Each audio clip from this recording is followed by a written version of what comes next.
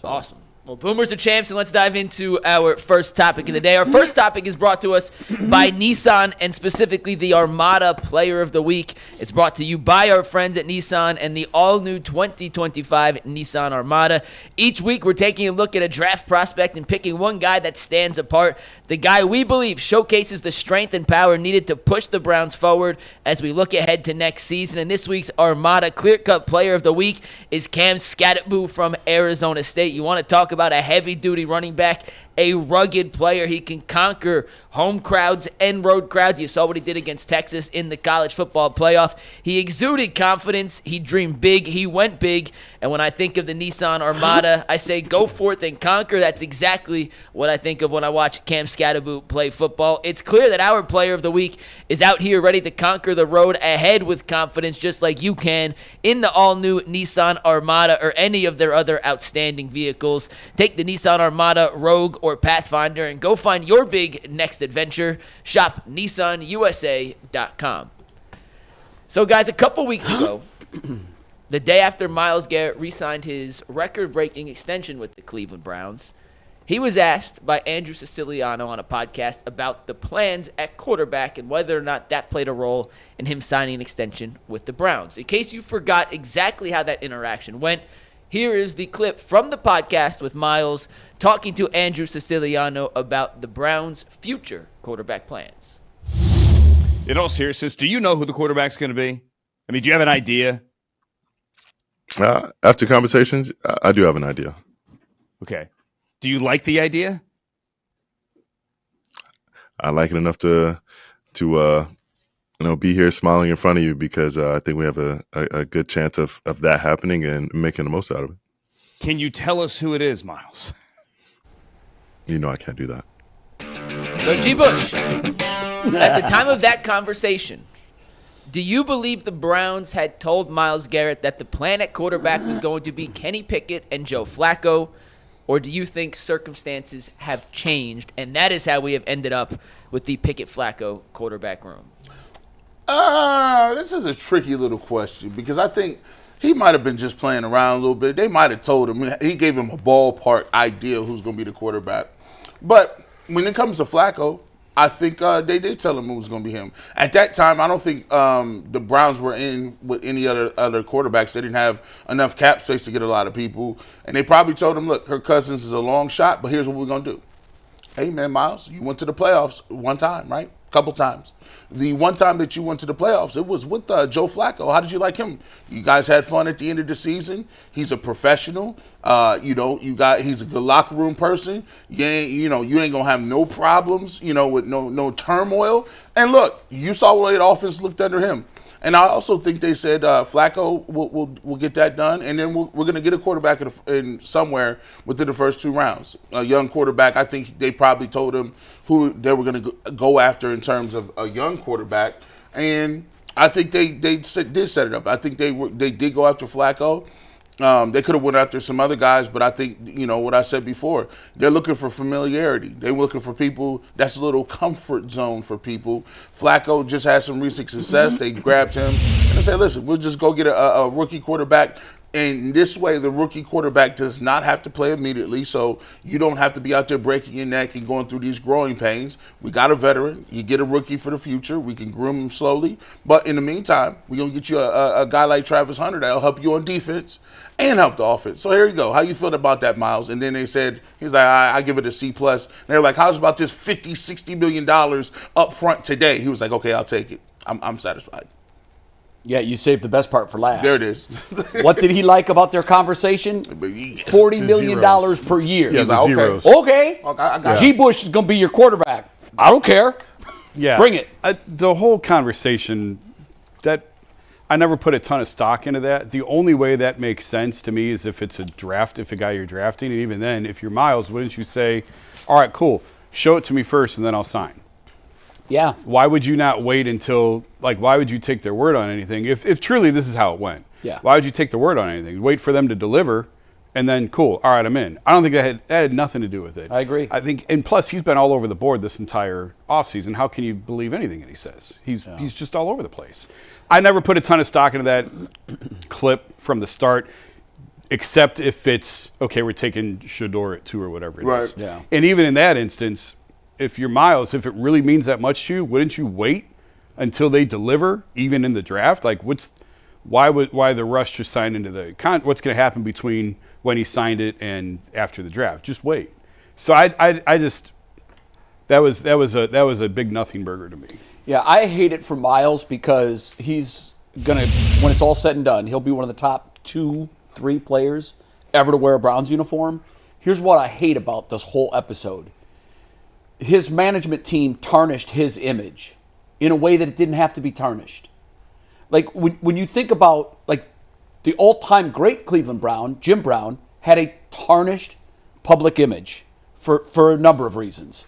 As great as he was on the field, he did some things off the field that stayed with him the rest of his life, sadly. Myles Garrett, he had the car accident, which wasn't great, but for the most part, we had judged Myles based on not being a knucklehead, being a great football player. Yeah. And then this thing came down, and I said at the time, I don't understand what his management team is trying to accomplish here. I really don't. Oh, they got exactly what they wanted to accomplish. Minus the public image. They could have achieved that, Jason, without doing that. He hit a man in the head with a helmet, and it went away. I know it this did, will but go away. But I'm like, you really think this hurts his image? oh, there's no question it hurts his image. There's no question, because now, you know what? And it's not just with Cleveland fans. Fans across the league are laughing hysterical that anybody may buy the fact that they talked him into a plan. Yeah. That's laughable. Let me tell you. Don't insult our intelligence. That is laughable, but I don't think that his image has been tarnished No, by ultimately he's going to be remembered, as I said, as one of the great. But Yeah. he didn't need to take that hit. I don't He didn't think have it's to, a hit. because we said, what did Jason, you and I said all along, we were really the only two that I heard saying this. They don't have to trade him. Yeah. And they're probably not going to trade him. They dug in right away. I thought they would trade him because I thought it was in the best interest of the franchise. He had no leverage. You and I agreed on that. He Yeah, had but I zero also leverage. kept saying he can scream and yell and holler all he wants. He is not going to sit on the sidelines because he's chasing all-time greatness. Right. And the Browns have him over a barrel. Yeah. Hey, you know, when it comes to images, like, I look at the great defensive ends, right? No one looks at Lawrence Taylor like, oh, he didn't show up to practice, or, oh, he skipped this. No, he's Lawrence Taylor. When you name the top defensive ends or defensive players ever, his name is there. I look at Charles Haley. He wasn't a great Lawrence guy. Taylor has baggage that people remember. Oh, no. Listen, they remember some of it, but guess what? When you mention who's at the top of the pantheon, you get two people. Well, now you're talking, that's what I said, though. Now you're talking ability. Ability, of course, it's already there. But some people's ability is automatically going to trump whatever they do. Myles Garrett, unless he goes out and gets arrested tomorrow or does something crazy, a contract dispute does not. Think about it. Think about all the Guardians who had contract it wasn't a contract dispute. It was a demand. What? Look, listen. There's a difference. Does Jim Thome, is he looked at as a guy that left Cleveland improperly? No.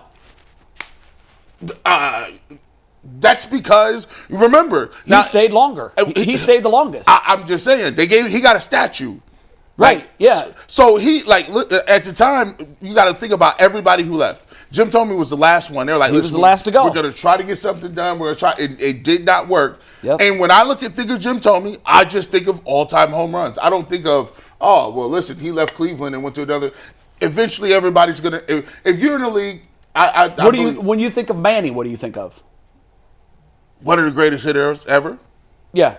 But the first thing that comes to mind is the reason he's not going to be in the Hall of Fame. Well, listen, that too, but here's the thing. Even you know that, Jay. When you look at Manny, the first thing you think of was how good he was when he was young. Savant. He had cannon arm, like he's throwing people out from the parking lot. The way that the way he used to take the ball the opposite field, he was just a genius when it came to hitting. Now, obviously, when you look at the end of his career, steroids plays a part of that. Sure. Well, in the middle of his career, his talent is so immense that it still overshadows for some people the steroids. Yeah, I guess it's just individual preference. What I'm saying is it's a piece of negative baggage that he didn't have to put on the pile. I just don't think he did. You know, he tried it. See, because now there's let me put it to you this way. Joe Thomas, Myles Garrett. In all likelihood, both are going to play their entire careers in Cleveland, and they're going to end up in Canton. Mm-hmm. But Joe Thomas was begged by Peyton Manning to come to Denver and win a Super Bowl with me. A Super Bowl they eventually won. Joe said, nope, I'm good. This team's been by my side since day one. I'm good. That's how he's built. And stayed. Now, there's some people that look at that as a terrible negative. Wow, where's the winning instinct in Joe? And then Myles went the other way. Myles said, I can't win here. I'm leaving. And had he stuck to that, I would have at least admired him for that. I'll give you this. But what he did was he said, nope, you guys aren't any good. I got to go somewhere where I can win. Here's $40 million guaranteed. Thank you very much. It's just not a good look for me. In the NBA, I remember this happening vividly. I was young enough or old enough, wherever you want to phrase it, to remember when Kobe Bryant said, I'm never playing for the Lakers again. Did Yeah. he not? He went on Stephen A. Smith's show and said, I'll never play another game for the Lakers. And Kobe Bryant is now Retired to Lakers. He is the blueprint for the Laker. Yeah. He is so much a Laker that LeBron is not a Laker. He's so much a Laker that Luka could never be a Laker unless you come up to be. Listen, Anthony. Well, it's because he was there for his whole career. But those guys weren't. He openly said, I am not going to play here anymore, and people don't remember that. You know, I do. You brought it up. But we bring it up. Guess what? We think it's Kobe. It's just Kobe. A lot of it is posturing and negotiating, and it'll go away. It's a credibility ding right now because we just said, well, Myles is all over the place this offseason. How can you believe anything he says right now? But when he gets to the end of his career, no one's going to care about it. Even if he gets the Defensive Player of the Year. If he gets the Defensive Player of the Year again, people will forget this even happened this year. Yeah, nobody will care. I think you guys are conflating. Like on his football resume, absolutely, it's not going to come into play at all. But in the Joe Thomas comparison, you have the Joe Thomas player resume, impeccable. Yeah. Joe Thomas, the person resume, impeccable. Yeah. And then for Myles Garrett, you have the football resume, impeccable. And then you have the person resume, and you have the wrecked car, the Mason Rudolph helmet. This. Yeah. Like I just don't think he needed to take that on. The Rudolph thing was wild. You know what's amazing is how quickly he put it behind him. Yeah. I would just set that to the side for 1 second. It was wild. The rest of it, he's not running out, getting arrested. He's not anybody you got to worry about off the field.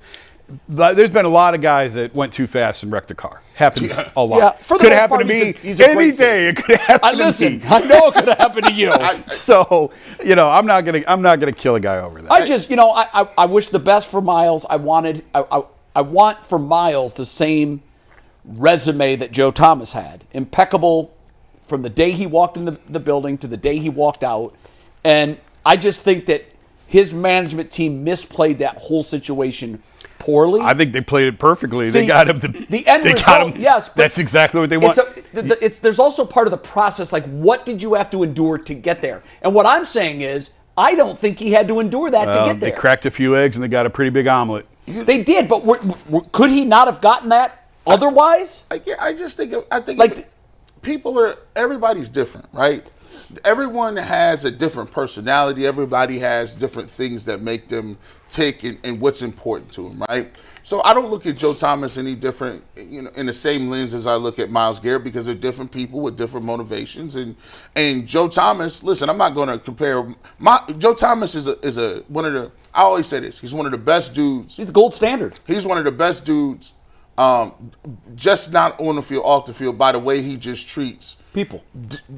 Individuals. Like I came up, I was a no-name gangster. Nobody know. Like, and every time he would talk to me like I mattered or it counted. He would really dive in and really he's having a conversation with you at that point in time. That's who he is. And that's a very rare trait for a person. He's a tremendous human being. And not saying that Myles Garrett isn't. I'm just saying that everyone's different in their own right. They show, the way they care about things in different ways. I think Myles Garrett is a great player. I think he's going to be first ballot Hall of Famer. He'll go down as one of the best Browns of all time.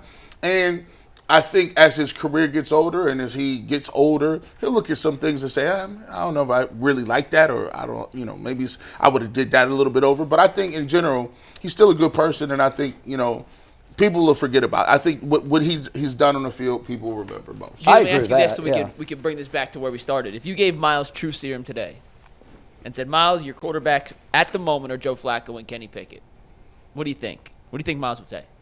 I think a lot of people in that locker room think they can win with Joe Flacco. I'm gonna be honest with you, man. Like, this is how powerful hope is. Like, when a person comes in, they don't. First of all, they don't care what he did in Indianapolis. They don't care. Nope. Everybody thinks that they're different. Like, hey, Joe Flacco was special here with this team and what we were doing. And when you have something so bad like it was last year, and you win 3 football games, and you got a guy who the last time you saw him, he was a comeback player of the year. Your coach was the coach of the year. Myles Garrett was the defensive player of the year. And you guys were rolling. The offense looked good, and you went to the playoffs. People are going to gravitate to that, man. People are going to – you think Joe Bitonio ain't excited about that, some of these veterans? Because they know at bare minimum he's going to at least know how to run an offense. He's going to at least know what Stefanski wants to do. And look at that. He inspires people. David Njoku was excited now. He's looking around like, this is the best I've ever played in my life. This is more touches and targets I've ever got. Now, look. Could it be a situation where he's not the same guy, he's 40 years old and he sucks and he falls off? Sure. That's why you go get Kenny Pickett, and I think you'll draft a quarterback. But if you ask veterans in that locker room, they're ecstatic to have Joe Flacco back. He certainly knows how to run the offense.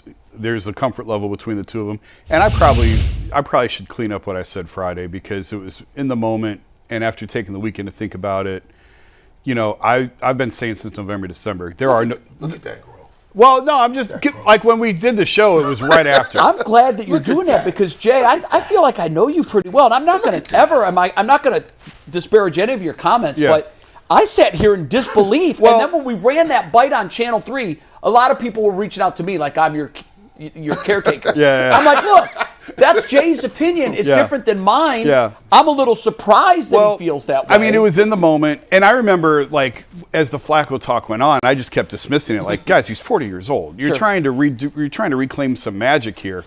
But I guess where I, like, after taking the weekend to sort of process this whole thing, I've been saying since November, December, there are no good options. There are none. You are in the scratch and dent aisle. So it's unfair for me to now come back and say, oh, I don't like it. Well, because I'm the one that said, that's why I asked you, Jay, what, if not Flacco, what? Yeah, like, who? There are no great options. And so, and I get, like, even on Friday, I said, I get it from a locker room standpoint. He's a great leader.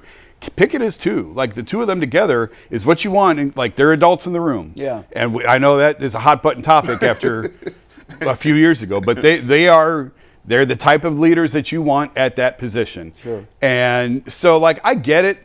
Even on Friday, I said there was parts of it I understood, but overall, I just kind of dismissed it.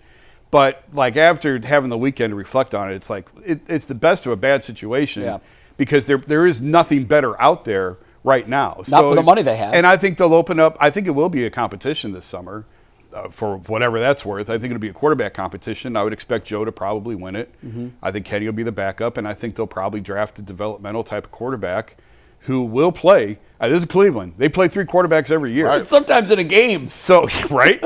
So whoever they draft, you can look at him as a developmental guy that doesn't have to play right away. Odds are pretty good he's going to play at some point in the season. You'll see him.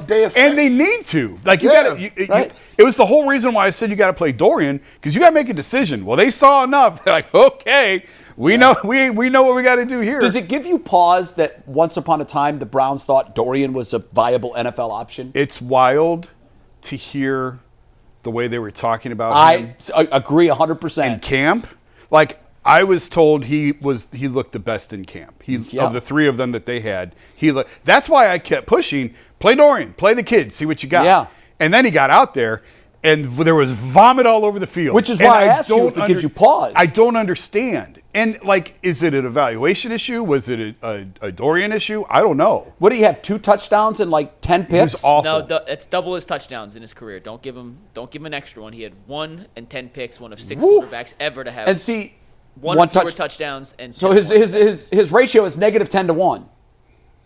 Yeah. Yes. So here's why I ask you, because I started thinking about this middle of last week, as I was thinking, like, do I trust them to get the quarterback right? Do I trust them? Yeah. Do I trust them to ever get a wide receiver right? Do I ever, And the reason I come to that, I ask that question is because they were singing the praises of DTR. Singing the praises. This kid's going to be a good quarterback. He's going to make it.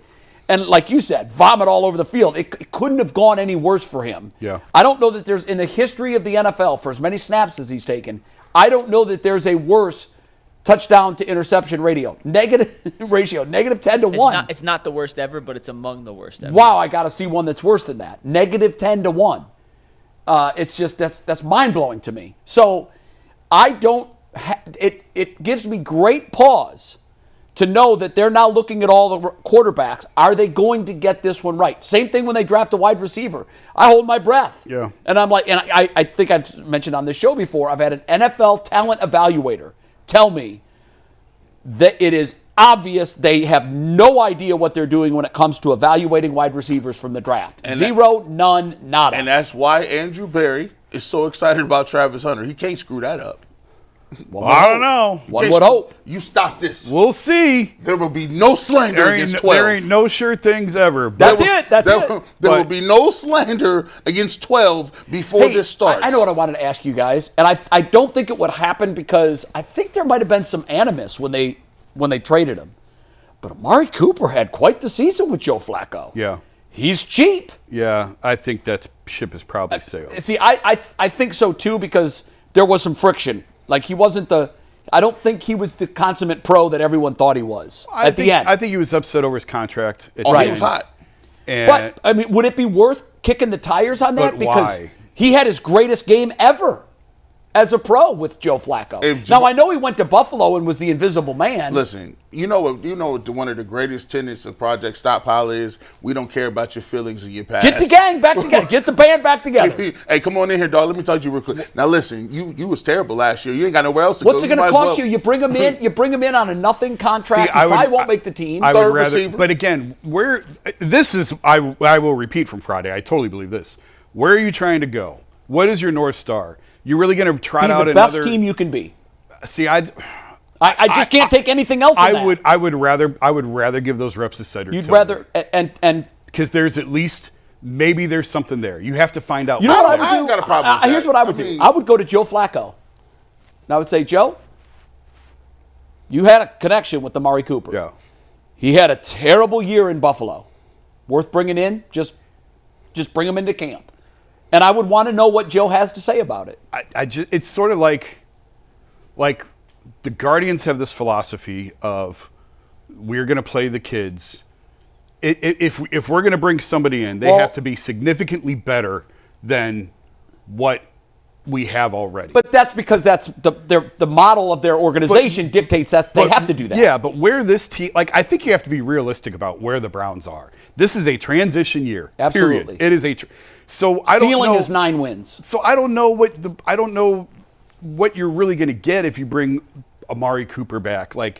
Give the kids the reps and see what you get, have. Jay, I thought about that on Friday because I thought maybe I'm lost on this. Like this notion of tanking. I've always said and you can tank out loud or you can gentleman's punt. Yeah. There's 2 different ways to do it.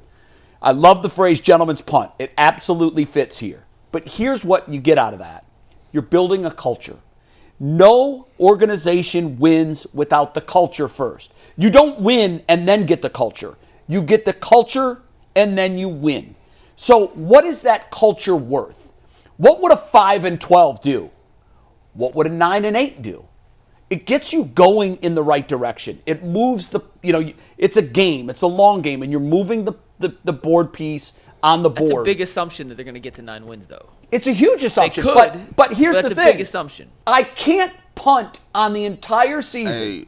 when I'm trying to convince everybody and their mother that the stadium down in Brook Park is the best I'm not thing disagreeing possible. with your premise. I'm just saying the assumption and even that take it's the stadium 9 out of versus 4 it. I is a get it. giant I jump. get it. But to me, what's the difference? Well, everybody looks at the Steelers and like, they make the playoffs and that's it. Okay, I'd trade places with them in a heartbeat because we don't make the playoffs. And we don't play meaningful football in the month of December. They haven't played a game in 20 years where they've been eliminated from the playoffs. All right. If so, I asked this question this Saturday. I said, if Joe Flacco plays all the games, how many wins is the ceiling for the Browns? 9. I think they could win 9 games if he plays every game. I think 9's a little high, but it's probably in the ballpark. I would agree it's on the high side. I think 7 or 8. Okay. Listen, 9? You tell me. Listen, I don't know what it's going to take to. I'm not saying it. I told you I'm tempering my Reserve G Book. reserve. I said, listen, you give me 9, I think there's a lot of people that would be showing up every single week happy. I also think it's quite an assumption to assume that a 40-year-old quarterback is going to play in 17 games behind. Yeah, That's a huge Aligned that's a with huge- questions. It is. It's also quite an assumption to believe that he can play all 17 like he played the 5 here 2 years Absolutely. ago. He was not good in Indy last year. Absolutely. He was good at the See, end of the season. I don't. and not I don't good in agree Indy. with the fact that he wasn't good in Indy last year. I didn't see all of his play. I didn't see all of his games, but I watched him a lot because I had interest in him. I saw a lot of the same things I saw here. He's not afraid to make the impossible throw. And what do you get when you've got a quarterback that's not afraid to make the impossible throw? You get Brett Favre. You get a lot of risk, a lot of reward, He's gonna score- and you have to bite the bullet. I said on Channel 3, he's going to score a lot of points for both teams. And that's okay. Hey, listen, Makes for exciting football. Best time- Better than losing 17-3. Hey, best time I ever had with the Browns last year was Jameis Winston throwing for 900 yards. That's right. It was fun to watch. And your point about he's basically Jameis Winston, you're right. Yeah. And I think a conversation should have been had, and I hope it was, of the two, who do we most want to bring back? And I think the answer is Joe. Obviously, Jameis is much younger. They got But the with same money. Jameis, the full Jameis Winston experience is like Rory's 4th round at Augusta yesterday. There are unbelievable highs and there are then you're in the trap. unbelievable lows. Joe Flacco Yeah, what- is dopamine. Like Joe Flacco is like, because there are a large contingency of people that just said, "Why'd you let him go anyway? Why he should have been here? Why Well, did you offer yeah. him?" And now he's back. And think about how often this never happens. Fans say, "Why'd you let this guy go?" And the organization says, "Oh yeah, you're right. Bring him back for one more year." These guys are like, "Oh, this is Christmas. Flacco Valley is back. Let's go." It'll be fun. Vibes are high for sure, and we will have plenty of Joe Flacco discussions. We in do the need to set an future. over-under. Like, I want to have a day before the season starts on prop bets for Flacco. Oh, we'll do them all. How We'll many do 'em will all. he start? How many will he finish? How Well, many his 300-yard contract games? in those incentives? It's a $4 million base up to 13. A lot of them are He's playing dependent for an on extra certain of $9 those million, things. So, guys. Well, we heard about the second half against Baltimore for an entire offseason. Yeah, we did. Now we're going to hear about the Hey, why you 5 looking at games. me? We're Why going you to hear looking at about me like that, 5 man? games versus a half is 10 times the I know. sample size. I'm having fun. Why And, you gotta say that, you got to bro? throw the Houston playoff game in there, too. Hey, listen. Is it Last point here, G. I know. Is it too early for me to be like, I'm calling for the 300 game win? No, here's G. Bush. Here's G. Bush in late August. I did the math. don't think me 6,000's in play. He can get to 6. He can get to 6,000.